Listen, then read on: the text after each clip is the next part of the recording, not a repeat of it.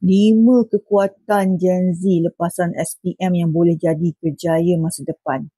Korang tahu tak, lepasan SPM ni, Gen Z especially, rasa diri tu biasa je. Padahal korang ada kekuatan yang sangat diperlukan untuk masa depan.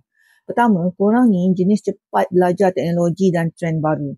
Contohnya editing AI, tools, app, media sosial dan laju pick up. Ini boleh buat jadi kerjaya. Contoh macam video editor, content creator, digital marketers ataupun UIX design. Korang kreatif dan berani cuba benda yang baru. Korang suka test idea, start side income, buat satu daripada kosong. Itu potensi yang untuk contoh jadi designer ke, animators ke, game artist. Korang senang connect dengan orang yang ada influence. Korang mudah dengar, korang jangan explain, boleh lead group. Korang ada jiwa hustle yang boleh buat duit awal dan korang praktikal dan fokus pada skill yang beri hasil nyata. Kesimpulannya, korang bukan tak ada potensi, cuma belum nampak diri dengan jelas.